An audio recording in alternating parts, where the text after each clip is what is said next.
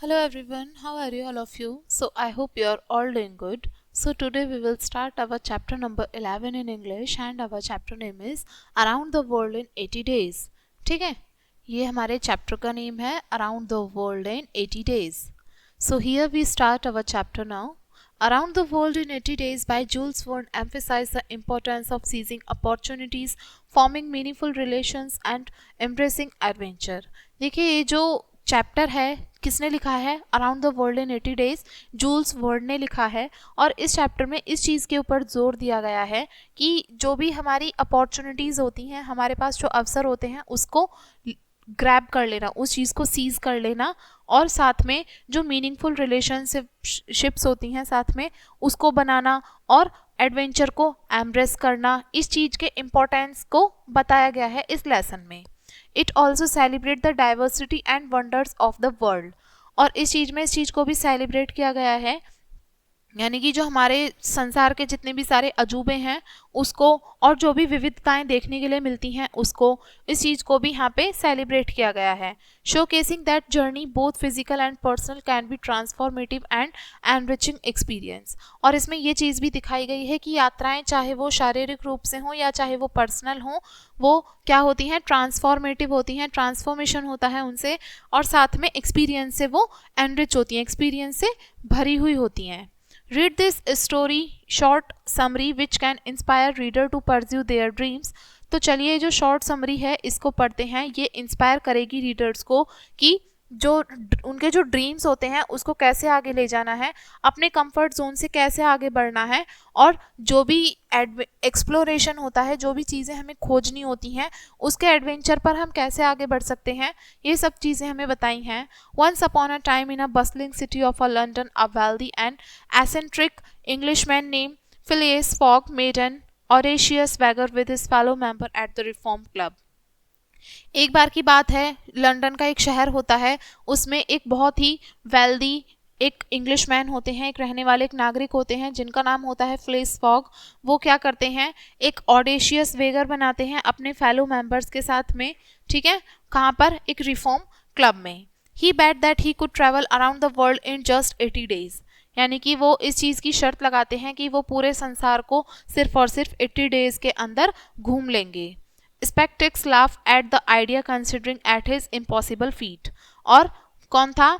Sceptics था, वो उस आइडिया पर हंसने लगा और ये देखने लगा कि ये इम्पॉसिबल है पूरी तरीके से, तो पॉसिबल ही नहीं है, पूरे वर्ल्ड को हम 80 डेज में कैसे घूम सकते हैं, तो वो इस आइडिया के ऊपर हंसने लगा। तो चलिए चैप्टर है, समझते हैं क्या बोला है इसमें। Read and understand.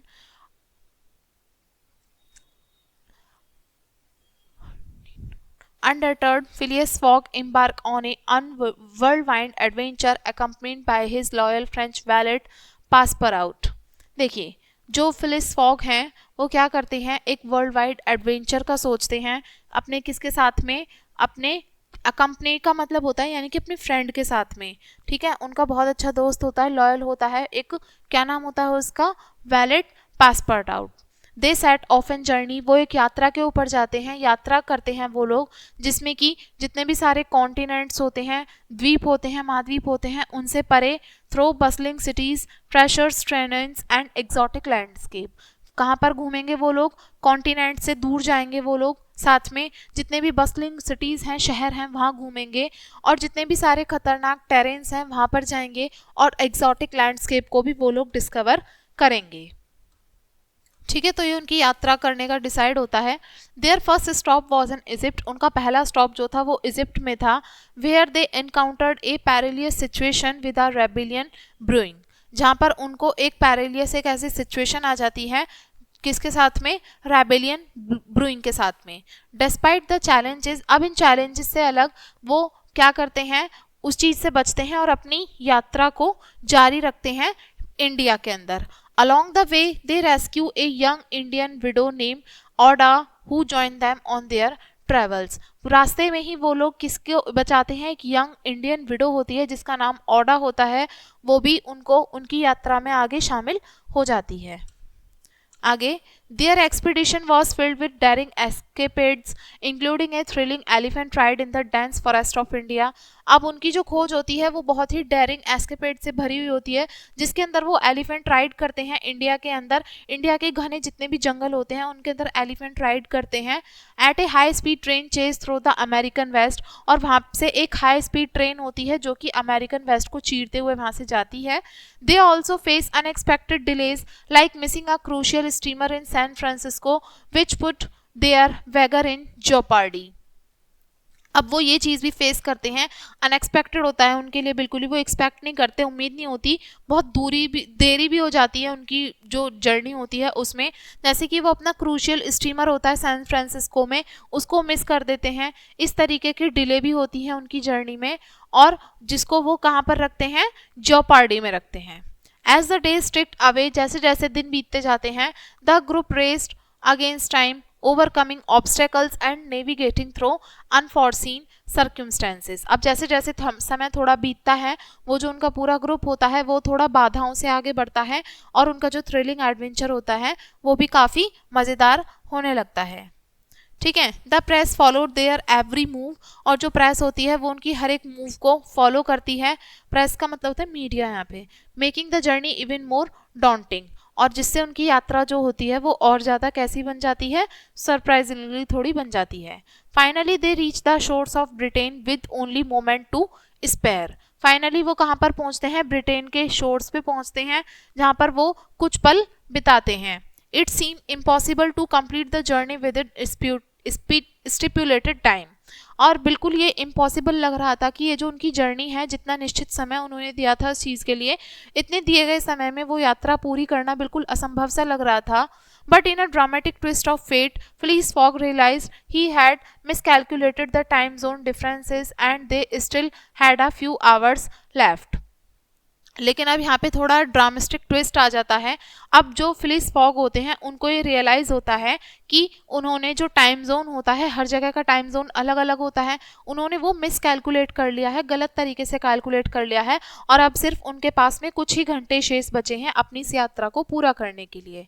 With the new found knowledge they rush back to the reform club. अब जैसे उनके पास में नया ज्ञान था, जैसा नया ज्ञान उनको मिला था, तो वो दोबारा से रिफॉर्म क्लब में जाते हैं।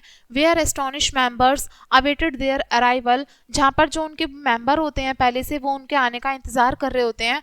Phileas Fogg won the wager completed his travel around the world in precisely 80 days, जहाँ पर फिलिस फॉग जो होते हैं वो इस चीज़ को जीत जाते हैं, और अपने जो उनकी यात्रा होती है पूरे वर्ल्ड को 80 डेज में कंप्लीट करने की, वो भी पूरी कर लेते हैं। The daring expedition not only proved Phileas Fogg's determination but also enriched his life with unforgettable experiences and lifelong friendship। ये जो डेरिंग जो उनका एक्सपीडिशन था उसने ये प्रूव कर दिया कि फिलिस फॉग जो है, उनकी जो दृढ़ निश्चय है, उनकी जो दृढ़ निश्चय उन्होंने किया था, ना ही सिर्फ उससे उनकी लाइफ एनरिच हुई, और साथ में जो भी उनको अनफॉरगेटेबल एक्सपीरियंसेस मिले साथ में, और उनकी लाइफ लॉन्ग फ्रेंडशिप भी बनी इस यात्रा के दौरान में। Through their journey the travellers learn that the world was vast and diverse, और इस यात्रा के दौरान में जितने भी सारे कौन थे, ट्रैवलर्स, यात्री थे, वो उन्होंने ये भी सीखा कि जो पूरा संसार है वो बहुत बड़ा है, विविध है, अलग अलग तरीके से फैला हुआ है, सब चीज़ें अलग हैं। ठीक है, जिसके अंदर वंडर्स भी हैं, आश्चर्य भी है, और साथ में चैलेंजेस भी हैं। They also discovered the value of camaraderie and the thrill of adventure, और उसमें उन्होंने किस चीज़ की खोज की, साथ में उन्होंने जो फ्रेंडशिप होती है और जो एडवेंचर का जो थ्रिल होता है उस चीज़ के बारे में भी उन्होंने क्या किया, खोज किया। लाइफ लॉन्ग फ्रेंडशिप उन्होंने बनाई, अच्छे बॉन्ड उन्होंने शेयर किए, बहुत उनका एक्सपीरियंस अच्छा था उस चीज़ को लेके। तो ये सभी चीज़ें थी जो उन्होंने अपनी लाइफ टाइम में कभी नहीं कर पाते वो शायद, लेकिन इस जर्नी के थ्रू उन्होंने ये सब चीज़ें भी अचीव कर ली। ठीक है, तो ये था हमारा लेसन। चलिए इस लेसन के वर्ड मीनिंग देखते हैं। First word is audacious. Audacious means daring या बोल्ड, यानी कि हिम्मत वाला जिसको बोलते हैं। ट्रेशरस, ट्रेशरस का मीन्स होता है खतरनाक या जिस चीज़ की कल्पना भी ना की गई हो, यानी कि जिसमें बहुत ज़्यादा या रिस्क हो। स्टिपुलेटेड, स्टिपुलेटेड का मतलब होता है टू स्पेसिफाई अ कंडीशन और requirement that must be meet, यानी कि एक ऐसी कंडीशन या फिर ऐसी आवश्यकता जो कि पूर्ण हो रही हो। जेपर्डी, जेपर्डी का मतलब होता है किसी चीज को खो जाने का, फेल हो जाने का या फिर नुकसान हो जाने का खतरा होना। Daunting, daunting means seeming difficult to deal with in anticipation, यानी कि किसी चीज से डील करना जहां पे मुश्किल नजर आ रहा हो। कैमरेडरी का मतलब होता है कंपेनियनशिप या फिर फ्रेंडशिप या मित्रता जिसको बोल देते हैं। एडवेंचर, एडवेंचर का मतलब होता है एन एक्सपीरियंस और event that is unusual, exciting और डेंजरस, यानी कि एक ऐसा एक्सपीरियंस जो कि बहुत अनयूजुअल होता है, कभी कभार होने वाले जो एक्सपीरियंसेस होते हैं एक्साइटिंग होते हैं, वो साथ में डेंजरस या खतरनाक भी होते हैं। Next word is world wide, world wide means a state of rapid and turbulent activity और चेंज, यानी कि एक ऐसी स्थिति या फिर एक ऐसी स्टेट जिसमें कि बहुत तेजी से और बहुत ही मतलब चेंज होने वाली एक्टिविटीज जल्दी जल्दी हो रही हूँ। नेक्स्ट वर्ड इज मिसकैलकुलेटेड, मिसकैलकुलेटेड का मतलब होता है किसी चीज को मिसकाउंट करना या फिर उसको मिस जज करना। तो ये था हमारा लेसन एंड आई होप आपको लेसन समझ में आ गया होगा। वीडियो को यहीं पे एंड इसी लेसन के साथ में एंड करेंगे और मिलेंगे अगले लेसन में नई वीडियो के साथ में एंड थैंक्स फॉर वॉचिंग।